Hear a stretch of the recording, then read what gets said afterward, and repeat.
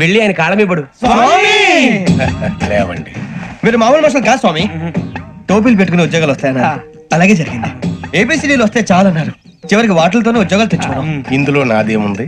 మీ గ్రహాల మూమెంట్ అలా ఉంది. అలా అనకండి, ఆ గ్రహాలు అలా మూవ్ అయ్యేలా చేసింది మీరే. వెంకీ, ఈ ప్రయాణంలో నీకు ఇంకో ప్రయోజనం కూడా ఉందయ్యా. వీళ్ళందరూ ట్రైన్ యాక్సిడెంట్ లో పోతారా స్వామి? కాదయ్యా, ఈ ప్రయాణంలో నీకు అందాల రాశితో పరిచయం ఏర్పడుతుంది. ఆ పరిచయం ప్రణయంగా మారి వివాహానికి దారి తీస్తుంది. స్వామి, మాకు పొజిషన్ లేదని ఊళ్ళో లేడీస్ అందరూ చాలా చీప్ గా చూస్తున్నారు. తెల్లరా బాబు అనుకున్నాను, చల్లటి వార్త చెప్పారు. మరి మాకు నీకింకా కొంతకాలం బ్రహ్మచర్యం తప్పదు. వీళ్ళకి ఇప్పుడు అప్పుడే తొందరగా ఉందిలేండి.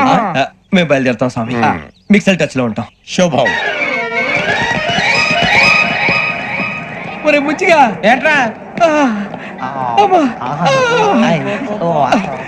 సులోచన రాదా? మొత్తం అమ్మాయిలే, ఇది ఎక్కుదాం. ఎందుకైనా మంచిది ఒక ఫోన్ ఇరా. అవుట్ గోయింగ్ చేద్దానట్రా మా నాన్న. హలో, ఇప్పుడు మేము స్టేషన్ కి వచ్చామండి. ఏ బోగి ఎక్కితే బాగుంటుందో మిమ్మల్ని మాట్లాడుదామని. ఈ రోజు బుధవారం పంచమి, అంటే మకరం నుంచి గురుడు సింహానికి జంప్ అవుతున్నాడు.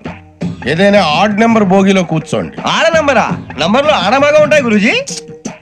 ఆడ నెంబర్ కాదయ్యా, ఆడ్ నెంబర్, బేసి సంఖ్య. అర్థమైంది, కోపడకండి గురూజీ. ఇక్కడ 4లోనే 7లోనే ఛాన్స్ ఉంది. 7 ఎలాగో సరి నంబర్ కదా, ఇక 4 ఎక్కేస్తాం. 7 అంటే బేసి సంఖ్యే కదా వెంకీ. తెలుసు, సేఫ్టీకి అడిగాను.